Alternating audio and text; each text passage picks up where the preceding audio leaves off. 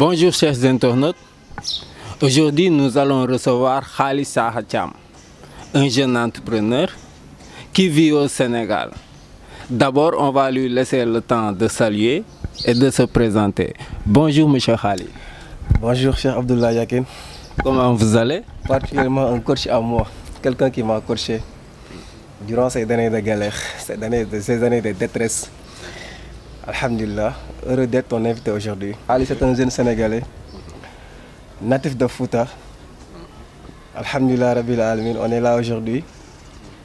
Juddoo ci dëkk bi, màggee ci dëkk bi, nekk ay jeune entrepreneur. Jàng ci école comme ñëpp, comme tout le monde, on a fait les bons. Et aujourd'hui, on a choisi la voie de l'entrepreneuriat. Donc un jeune Sénégalais venant de loin et qui a pu entreprendre jusqu'à en arriver là. Ok. Et si je vous disais de me parler de votre parcours avant de choisir l'entrepreneuriat, ou bien ce qui vous a fait choisir l'entrepreneuriat? Bon, comme je te dirais, en tant que Sénégalais, dans les jours du cœur, dans les dual école, naturellement. Chez nous, les Foutanké, c'est une base côté apprentissage, day doon alxuraan. Par la suite, bon, école nasaraan bi ñëw, force dañ fay dugg. Comme dafa nekk lu nouveau, te jamono day dox ba nga xamante ni il faut ñu mën a jàng langue coloniale pour mën a def ak ñoom li ñu war a def ak ñoom. Ñu dugal ñu école, on a appris l'école, on a fait l'école, nous avons fait les bons.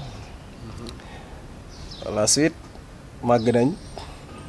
Après l'obtention du baccalauréat, on est à Dakar. L'université avec ses grèves incessantes et autres. On a choisi d'aller se faire former sur la voie de l'entrepreneuriat. Ouais.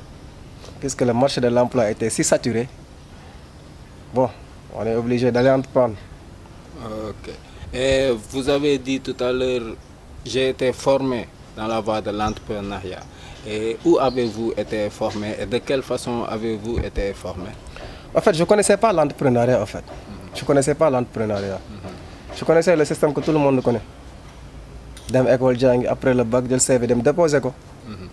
C'est le système que j'avais connu. te ba tey sax am na ñoo xam ne moom la ñu xam ba léegi. Je suis pas né entrepreneur également. Donc, je suis parti à l'école.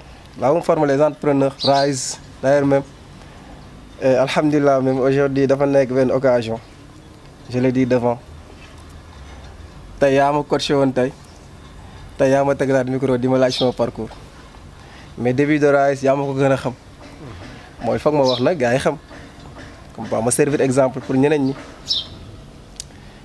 Ñëw naa Dakar après bac bi def jaay fëgg jaay 2014. Via les porte à porte, j'ai rencontré Aldo et quelqu'un d'autre. Ils m'ont fait comprendre le programme de Rise. Par la suite, ñu initié ma ci, j'étais intéressé. Ma ñëw ñu boole ma ak yow ma tegal tey micro di ma laaj, ça fait un plaisir may tontu, franchement parlant. On a été bien formés. Formation bu metti. Extrêmement dur même. Like. Mais pourquoi on dit que l'entrepreneuriat dafa metti? Nit ñi wax yëpp booy wax dañ la naan surtout formation dafa metti. Léegi sax man je sais formation bi dafa metti. Mais pourquoi life entrepreneuriat vie entrepreneur metti? Et nga dem ba xam ni vie entrepreneur bi dafa metti ba pare nga choisir ko. C'est-à-dire pourquoi nga choisir yoon bu metti? Parce que aussi je pense que jeunes yi bëgg entreprendre bëri na.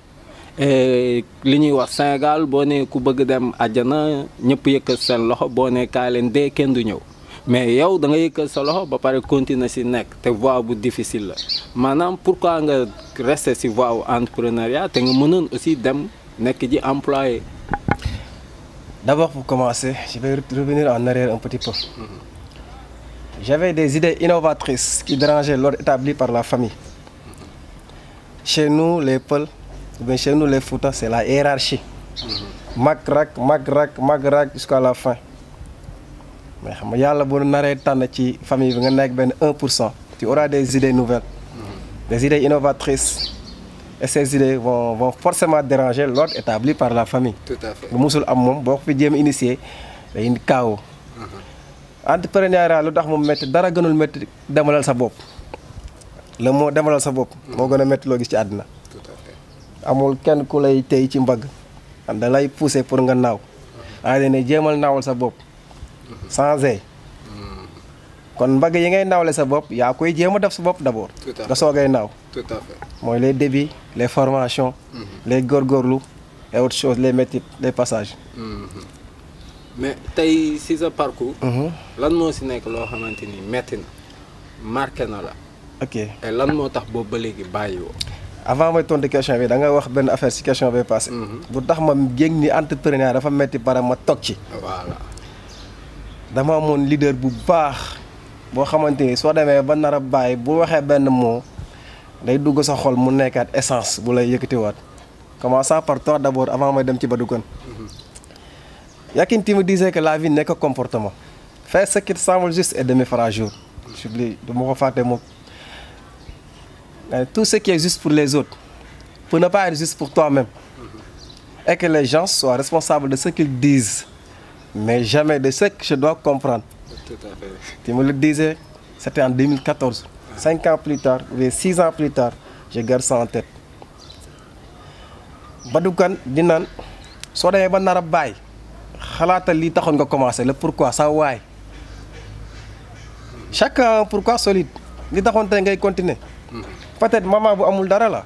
Peut-être famille bu ñàkk la je dis peut-être. Peut-être bëgg demal sa bopp la donte sax la famille tout est ok. Pourquoi bi day nekk lu yu wuute ku nekk sa pourquoi. mu ne la soo demee ba nar a bàyyi xool li taxoon nga commencé. kon su ma demee ba nar a bàyyi te mu metti su ma xool li taxoon ma commencé damay teer. En plus mu ne ma le champion pense à abandonner mais n'abandonne jamais mais le loser abandonne. kon man bëgguma nekk loser. tout à fait. mënuma am ay idée innovatrice bu déranger ordre bi. bëgg a nekkaat loser c'est contradictoire ak man suma personne yi ma incarné. tout à fait. donc su ma jëlee benn yoon di ci jéem a xuus. faal day métti mais mun ma dellu ginnaaw. exact. li tax mun ma dellu ginnaaw mooy chaque pas boo teggi rek soo ko tegee teg ko rek teg nañ barbar ci fi nga ko tegoon kon boo arrêté da lay gaañaat. comprenez ce que je veux dire. ngay avancer ci ni ngay avancer pas bi fi nga koy tegee amul barbar mais soo ko jegee avancer ko. teg nañ barbar fi mu tegoon. dëgg la. ay jam-jam kon soo ko reculer da lay jamaat. tout à fait. man noonu laa gisee life entrepreneuriat. ou la vie d'un entrepreneur. quand on avance yoon bi day gën a leer boo reculer day metti metti gi mooy la pourquoi bi bàyyi nga ko. lii taxoon nga jóg bàyyi nga ko. ak y aura des dires derrière toi ñi la doon contesté ñi la gëmutoon. naan tôt ou tard dinañ ñëwaat ci point de départ bi. ndax fi mu jëm du fa yegg. tout à fait. tu vois loolu mooy jam-jam yi kon à force ngay dem yoon bi day gën a leer. moo taxoon nangu moon bàyyi mukk doon sax métti woon na lool yow métti bi moom doon nga ci seede.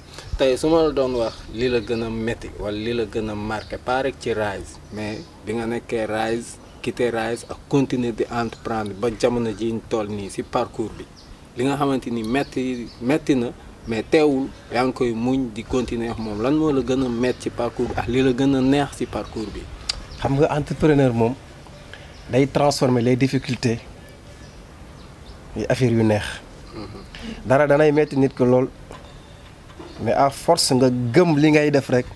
loolu day mujjee nekk lu positif. tout à fait.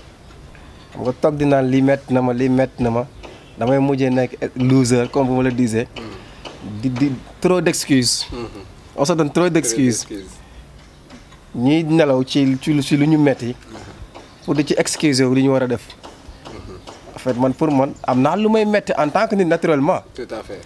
mais du loo xam ni day fës sa xol muy def góom tout le temps nga koy xool muy metti loolu da nga koy faj ci biir te doo doon looy wax naturellement ni day am lu ko metti naturellement mais un entrepreneur ne doit jamais dire que lii moo ma metti sama àddina lii moo metti sa parce que li la metti sa àddina yaa ko teg yaa ko teg sa bopp.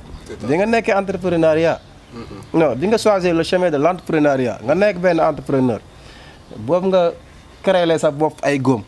góom yi yaa ko créer sa bopp ndax boo toogoon ci fii gars yi toog rek système bi rek doom dara loola metti da ngay jàngi après def comme li gars yi def. lu tax toogoo ci système bi pourquoi nga choisir entrepreneur et non employé. 124 000 prophètes la yàlla bind.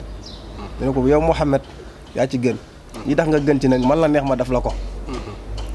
du sa liggéey du sa dara.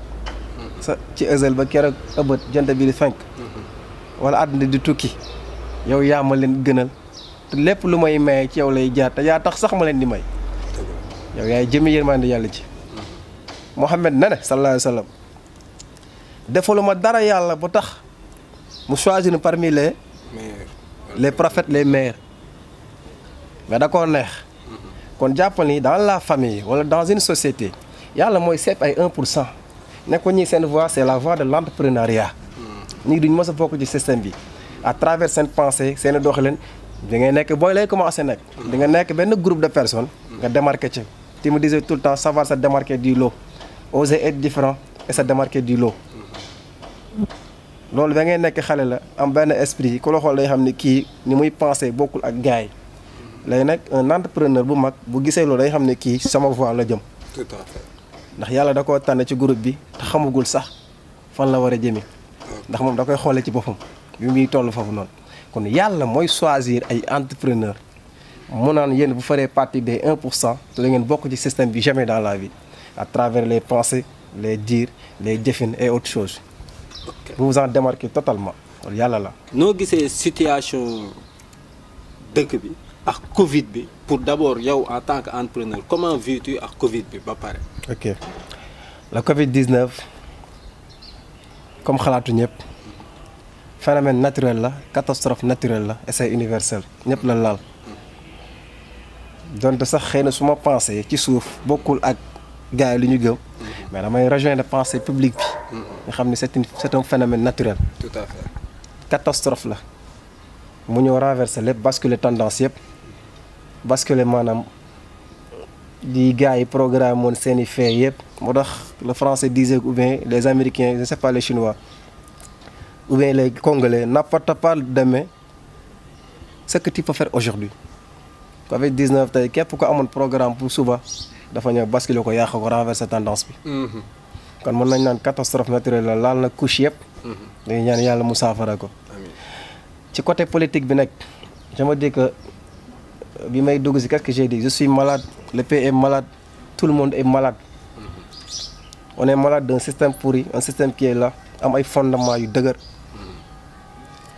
garab bu am ay banque ay racines yu dëgër la pour nga mën ko déraciner c'est tout un problème te ñu ko mën a yëkkati mooy jeunesse bi mais malheureusement jeunesse bi tey ils ne sont pas du tout conscients la jeunesse n'est pas consciente parce que je peux pas comprendre nga dem école jàng am benn ouverture d'esprit yow mu lar na tey jeunesse moo mën a changer dëkk jeunesse kese moo mën a changer dëkk monde bi wane na loolu yëpp tey jii printemps arabe bëggee ma noonu je dis pas que les Sénégalais fassent comme les Arabes mais révolution yi am ci àddina bi yëpp pour mën a tey établir ordre bi jeunesse bi ñoo nekkoon ci suuf ñoo ko porter combat bi mais jeunesse boo xam ne système bi da lay enrôler ba nga mel ni moom yow lépp lay waxati nekkul loo xam ne c'est à l'encontre du système kooku on a peur de cette jeunesse donc tout le monde est malade le système est malade on est malade nous sommes malades.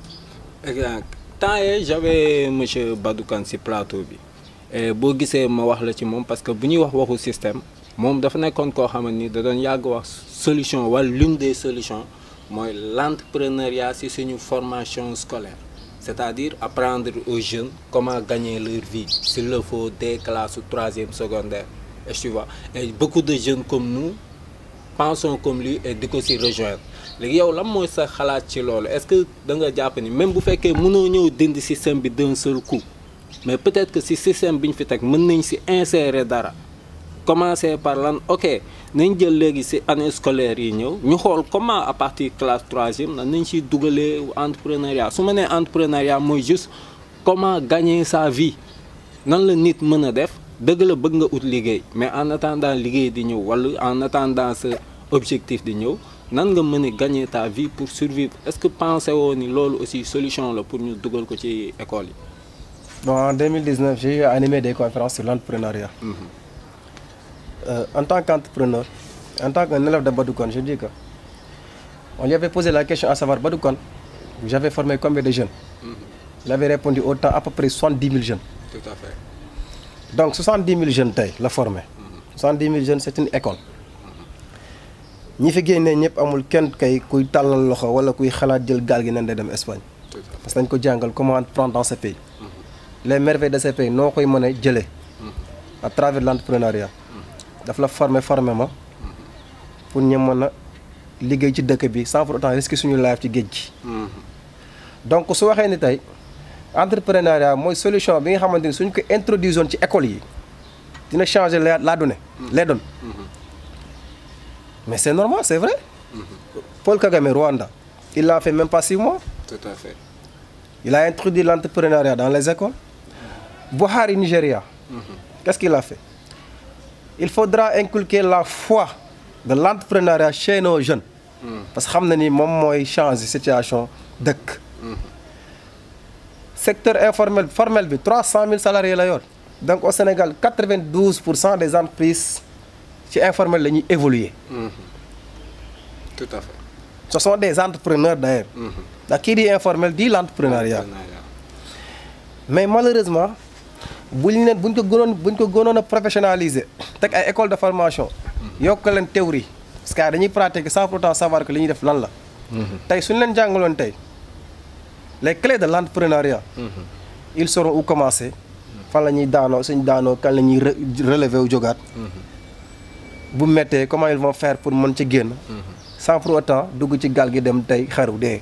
du mën a xaru parce que ku ne tolluwaay la. parce que 400 000 francs CFA mooy ticket bateau bi. Tout à fait. Ablaye Yakin Sall, toi tu me connais. Avec 400 000 francs CFA, je vais en faire 400 millions d'ici 3 ans, 4 ans, maximum 5 ans. À travers la formation que Badoukan m'a inculqué. Excusez-moi. Avec vous, 400 000 francs CFA, je vais faire 400 millions d'ici 5 ans. Parce que dans le djang, c'est quoi l'entrepreneuriat? Comment créer l'argent? Comment avoir de l'argent? Comment gagner de l'argent? Dans ce pays, à partir de rien du tout. Donc, c'est ce que je kon ñooñu del gaal dem Espagne tey di dee parce que xam nañu bi ñuy dem dee moo gën a jigee dund. famille mooy miraas. jël benn nit jox ko 400 000 francs demal tukki. suñu demee ba dajalee seen xaalis jox seen doom rek mooy metti na. kon souffrance boobu nag ñuy dund ba nit yegg gaal bi muy dem xam na ne dee moo gën a jigee dund. kooku su jàngoon tey comment développer ces 400 000 dans ce pays du nangoo dee da koy développer fii. Tout à fait. kon Badou Kane dama koy rejoindre ci li mu wax. seul l'entrepreneuriat moo mën a génne situation bi ñu nekk. ok léegi gis naa ni bien vrai que nos dirigeants ñu ngi wax boobu ba léegi et ñu ngi xaw a def li ñu naan sourd oreille mais teewul man def naa benn remarque aussi jeunesse sénégalaise mu ngi commencé am benn éveil bi parce que maintenant y a beaucoup de jeunes qui créent y a beaucoup de jeunes yoo xamante ni ba si habillement bi sax da ngay gis dañuy jël suñu xamante ni suñuy tradition la def ko ay chemise suñuy bubu ils essaient d'innover ils essaient de créer mais lan nga gis ni tey l'État parce que c'est pas pourvoyeur d'emploi mais pour jeunes yooyu nga xam ñu ngi créer ñoom ils osent pour lu tax nos états africains duñ ñu jaay comme li may wax un rêve parce que tey gars yi ñu ngi dem di migrer mais peut-être que parce que foofu dañ leen fa jaay rêve mais fii nii on n'a pas ce rêve là. Alors le rêve africain wala le rêve sénégalais comment faire pour mu ñëw. Donald Trump dafa ne American First. bi ñu koy wax nekkul slogan rek. En tant qu'un financier Donald Trump il savait comment faire pour développer l'Amérique économiquement ba ay jeunes am di dund ci dëkk bi te duñ nangu émigrer fenn. Ce qui est malheureux mooy en Afrique nous avons tout. dara manqué wuñu. mooy continent bi gën a riche ci àddina bi. bii ëpp ay ressources parce que sa première ressource c'est la jeunesse. te ndaw mooy liggéey dëkk mooy liggéey àddina mag liggéeytul. C'est vrai. man mënuma comprendre wala mënuma concevoir un blanc les Européens en particulier les Français quittent la France avec un simple passeport sans visa à l'aise tranquillement dugg suñu dëkk yi exploiter li fa nekk yëpp comme ressource. La fois passée j'ai entendu dire le ministre de l'emploi Dame Diop on disait que au Sénégal nous n'avons pas un problème d'emploi mais nous avons un problème d'employabilité. Il joue avec les mots. man ma dëkk ci dëkk bi màgg ci dëkk bi doon sénégalais am xel yow nga nekk ministre sa ministère ca laa jokk nga ne ma la Sénégal n'a pas un problème d'emploi mais un problème d'employabilité. léegi yow qui a causé le problème? Ça revient à vous encore. Le problème d'employabilité mais régler leen loolu. yéen dañ leen fa teg pour ngeen régler les problèmes. Et vous osez énumérer les problèmes encore. problème la Est-ce qu'il s'entend par là? Problème là déjà. problème la déjà kay. Yow tu es là pour régler les problèmes. Et tu nous énumères les problèmes. Déjà tu as un problème toi. Ouais, ça c'est vrai. Mais léegi Khaly Sarr pour conclure xam naa di nga fi ñëwaat ñu waxtaan si débat boo xamante ni du nekk sax si entrepreneuriat mais day nekk rek jeunesse ak politique mais tey su ma la bëggee nga wax nga conclure pour les jeunes de ton pays surtout ñi nga xamante ni ñu ngi jël bateau yi di migrer et nga conclure pour nos soi-disant dirigeants yi nga xam ne ñoo fi nekk ne ñoom dañuy diriger te mun ñu sax diriger seen bopp lan nga leen di wax. Man déjà je ne dis rien à celui qui prend 400 000 francs CFA pour migrer. Tolluwaay la. ñaar dee neexul je l'ai dit au début. xam nañ bi ñuy tege ci gaal gi dee moo gën a jege dund. mais ñu koy risqué. nit su taxee ne dem naa 7 fois su ma gisee 8e fois damay dem gis na ne problème am na fi ba léegi. réglé wul. am nañ lépp tous les moyens pour mën a développer wu. mais politique publique yu échec lañ am jeunesse bi dund ci dëkk bi mënul gis boppam ci liy ressources yu am. nga dégg ne diw détourné na 6 000 milliards. ci dëkk yu Sénégal gi. soo ko division par 16 millions nous avons d'ailleurs même j'ai mis 400 000 dans ces 6 000 milliards comme vous. y avait un Sancho sama 400 000. dégg nga dégg loolu yéeg wàcc amul fenn fu muy mujj politique publique moo échoué. ci côté boobu noonu. léegi li may conseil jeunes yi leen rek la précipitation baaxul ku ci nekk nag dañ leen nangul sa tolluwaay. yéenu ñu kenn nga dem deey. doon sax tolluwaay nag boo fa xasee ba toll kenn mënu lay retenir. wax nañ jéem a orienter seen esprit ci beneen domaine beaucoup plus bu gën a sedd yàlla dina ñam incha allah rabi. incha allah état tamit dañ koy wax benn affaire ñun bëgguñu dee. 480 morts à l'espace de 2 mois. à l'indifférence tubaab benn nit bu dee ci géej gi sa waay télé mondial yi fa koy relier. nous avons perdu 480 ba Pape François ci Italie di envoyé suñu jaal ci Sénégal. te dégguñu benn politicien naan décréter deuil national il a fallu les internet décréter loolu ontal la ci noonu ontal ci dëkk bi ñu naan say contrat pétrolier mi ngi fi gaz bi or bi 2020 d'exploitation ba tey dara xeeñul amoo maanaam ab dëkk boo ko jiitee mayal espoir sa jeunesse dañ dëkk boo xam ni amuñu benn espoir nous vivons dans ci désespoir la ñuy dund mooy li ma la wax rek tolluwaayam nit bu tolloo ci li muy def du neex a retenir mais avec plus de lucidité xëy na yàlla dina ñëw mais état également na jéem a xool lu mu def pour mën a changer la situation. les objectifs de Khaly Sarr Thiam. Objectif changer autant de vies possible. Tout à fait. On vous remercie. Chers internautes, ñoo ko déggandoo, nous avions l'honneur de recevoir un jeune entrepreneur avec des idées pertinentes. Son nom est Sarr Khaly Thiam. Quant à moi, Abdallah Yakhine, je vous dis à la prochaine fois et merci.